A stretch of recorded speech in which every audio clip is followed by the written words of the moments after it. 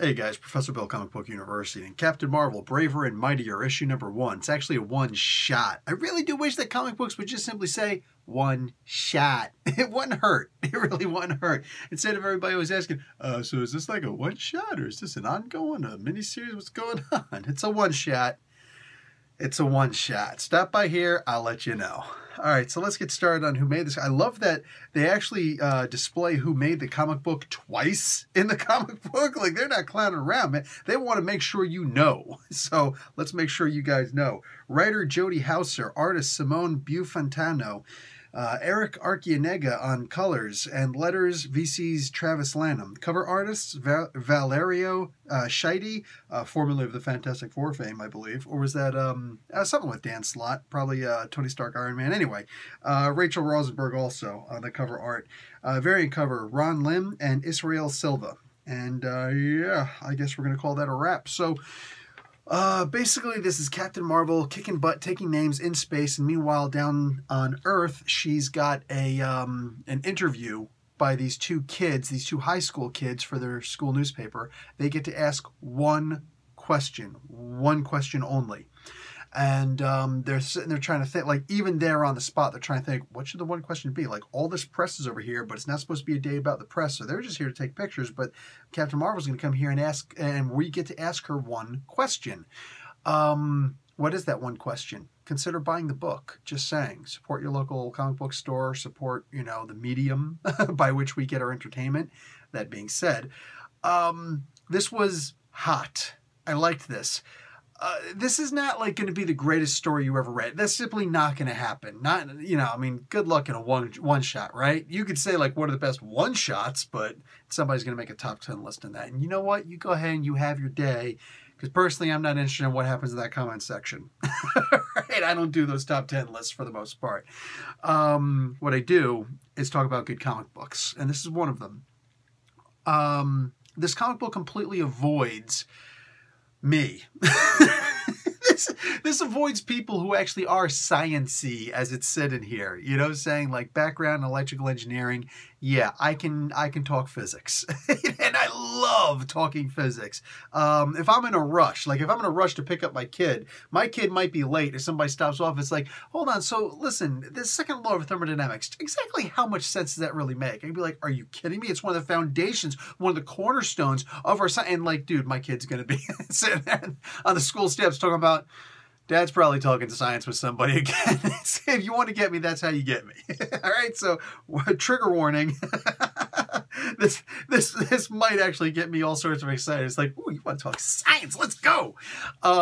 She completely bypasses that because, you know, if you screw up on science, if you screw up on something with science, and I'm reading this comic book, it's going to take me right at the comic book, and yeah, I'm going to badmouth it. And I don't mean in a bad way. I mean, you know, in my way, you know, where I'm just like, listen, with all due respect, maybe you shouldn't be talking about science because, no, in this case, even when the two recruits out of the three of the Alpha Flight show up, which is nice to actually see these characters still exist somewhere in the time stream. They show up and like, oh, it looks like this thing is projecting an energy like, and she just cuts them off. It's like, not science me, science them, stop them.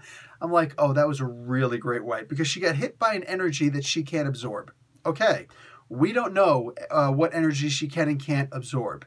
Okay, we know she can't absorb the concussive energy. So like Cyclops' energy beams, unless somebody's going to choose to write it different, I don't recall a single time where she's ever absorbed kinetic energy. By that, I mean, comic books usually decipher kinetic energy differently. Anything is like a punch, okay? So like if you know, like Cyclops' energy beams, they're actually force beams. So it's like, it'll hit you like a punch from a far, you know, distance, as opposed to like a heat-based energy or something like that, you know?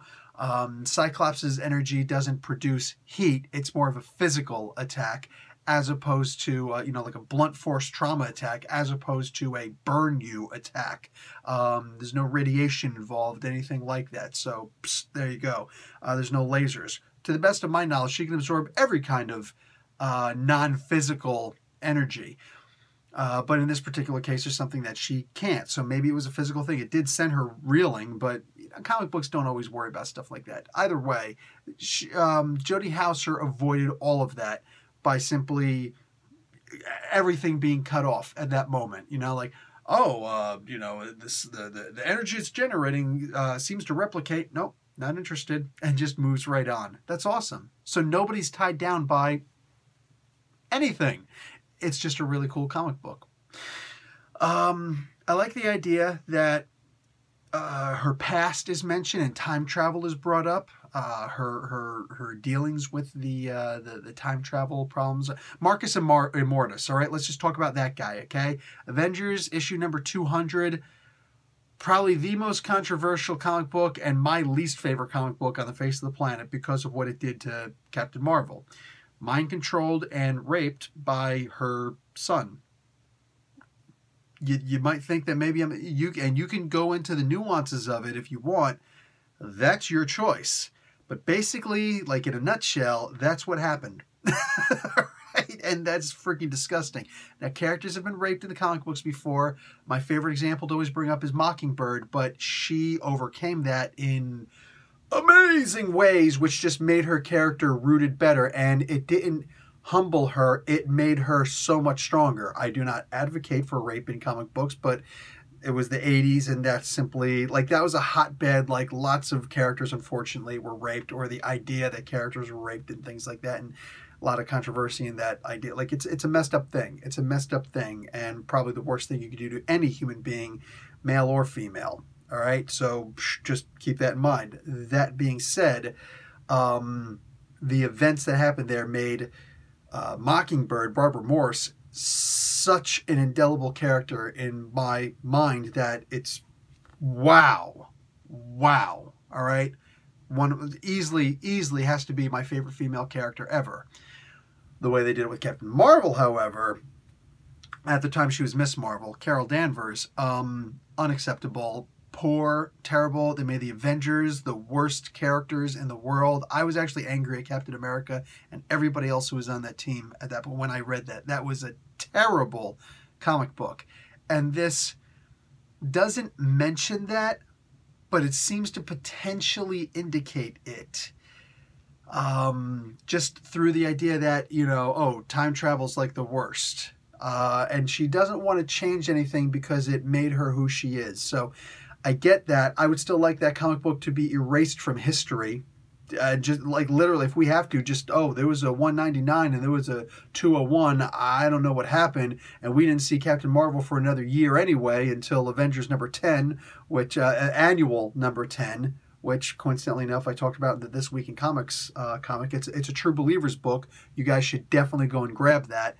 That's the first appearance of Rogue, and you can get the comic book for $1. That was the one where Rogue stole Miss Marvel's power, Carol Danvers' powers, and she eventually wound up becoming binary because of that. Anyway, all that stuff being said, like, can you tell I'm a huge fan of the character? All that being said, this comic book referenced barely referenced the worst time in her comic book career, and yet still made it. That's never going to be acceptable, but made it about the character as opposed to the fourth wall breaking comic book itself. So that is genuinely appreciated. I got it. Like the art is really beautiful in here. I especially love the colors. They're so vibrant. You know what I mean? Like you look at some of these pages on here, absolutely beautiful. The way the character is drawn and everything, man. Unbelievably gorgeous. The anticipation of these high school kids to meet this character is kind of like the anticipation that I would probably have at the opportunity to meet Miss Brie Larson, because holy crap, she's playing one of the most iconic characters for female, and that's not my thing. You know what I'm saying? Like, that's empowerment for women. I'm kind of already empowered. Hi. You know what I'm saying? But I love the idea that she's breaking ground, and she's probably going to do a better job of it than Gal Gadot did in Wonder Woman, because at least Brie Larson is an actress. I've said enough about Gal Gadot before. I think that she's a pretty face and a horrible actress. She's really good at smiling and sticking out her tongue and doing stuff like that. And hey, that's great for Instagram. But if you're going to play an iconic character like Wonder Woman, well, I think Patty Jenkins said it best. She would not have been my first choice. But I'm glad I got the opportunity to work with her. Yeah, that's exactly how I feel about it. Brie Larson, however, is probably one of the best choices to pick for this. So yeah, I would probably be giddy like a little school kid, you know, going, oh my God, oh my God, oh my God, oh my God, oh my God. And I don't usually get starstruck, but like this is a pivotal moment. There's a pivotal moment. So that's actually really cool. And yeah, I totally felt myself in the shoes of these characters. So that was awesome. And yeah, I really don't know where else to go with that except to avoid knocking down all my stuff on the table here. But this is a really solid one shot. The price was negligible, $3.99 US. This is not going to make or break anything, but if you are a fan of the character, boom.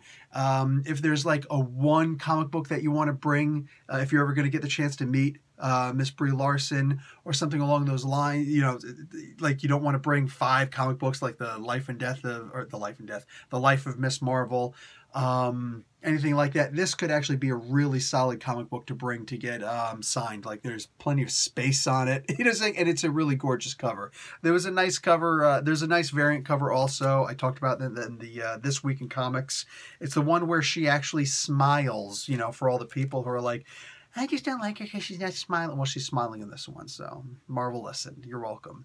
But other than that, this is a comic book that, yes, can be skipped because it doesn't really do anything for the character itself. But what it does do is something for people who are interested in the movie, but they don't know anything about the character. That's what this comic book is really especially good for. So I would say this comic book is probably better as a gift as opposed to for, you know, or for a collector, gift yourself with it, as opposed to, oh, I just like, you know, Captain Marvel stories. There is not a Captain Marvel story in here. That's not really what this is. This tells you about who she is, and it gives you a really excellent display of just how ridiculously powerful she is. Yeah, Thanos is in for a world of trouble. But you get a really solid sense of how powerful she is without having to actually go binary on someone. That being said, this would be a good comic book as a gift for somebody who's a fan or who really wants to see the movie, you know, or to get somebody to maybe want to see the movie. Somebody's like, who is Miss Marvel? Well, Captain Marvel. Well, first off, go and consider checking out Captain Marvel Explained in a Minute on Comic Book University, the most popular video on YouTube about the character. I'm just saying, it went viral.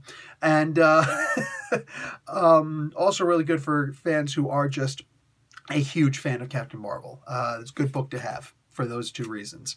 Other than that, it serves no intermediate purpose. It's the reason why it is a one-shot. All right, guys, that's it for me. Professor Bill, Comic Book University. Class dismissed.